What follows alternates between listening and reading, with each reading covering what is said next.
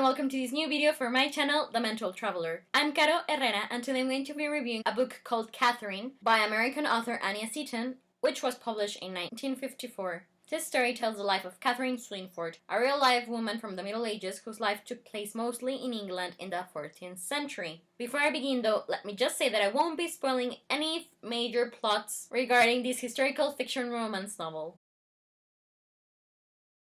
Okay, so I'd never heard of this book or of Katherine Swinford up until the end of the summer of 2019. I am an Anglophile, a history lover, a royalist, a sucker for romance novels, but it wasn't until some months ago that I actually became very interested in the Middle Ages. And someone recommended me here on YouTube to read Katherine because we both love the works of Sharon K. Penman. So that's how I discovered Katherine, because someone recommended it to me here online, and I read what the plot was about and its reviews, and they all seemed very promising, so I couldn't give up the chance to read this novel.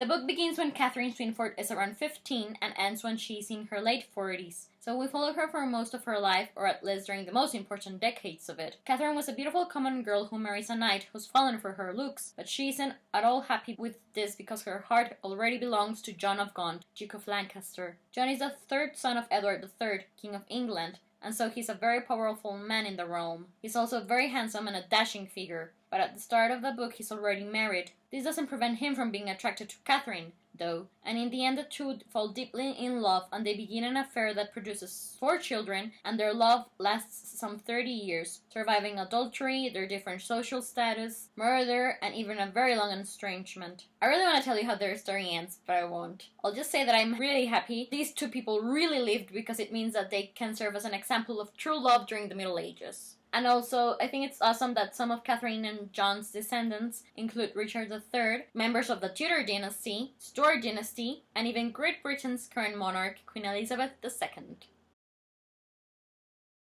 Okay, so I give Katherine a 5 out of 5 stars review because I fell absolutely in love with it. I'm so thrilled that I got to learn about this two people's love relationship and this period in England's history as well. The book, I thought it was very well written. It may not be 100% historically accurate. One must bear in mind that it was written in the 50s when it wasn't as easily for authors to research historical facts. And yet I'm a journalist and I can testify that the author did quite a good job in her research for writing this novel. Also, I mentioned Sharon K. Penman before. She's written books dealing with the Plantagenet dynasty during the 12th and 13th centuries and 15th century. So it was interesting to see what happens in the sort of middle of her books, because she covers up to until Edward I, and then she jumps to Richard III and his brothers. And Katherine and John of Gaunt from this book are somewhere in between. But yeah, as to the characters in the novel Katherine, I really like John of Gaunt. Sure, he was a flawed character, but I really admired him and I was on his side because he proved again and again how much Katherine meant to him. And as to Katherine, she was just such a fascinating character. In the first chapters, I thought her characterization was a bit inconsistent, but she's just 15 years old at the time, so okay.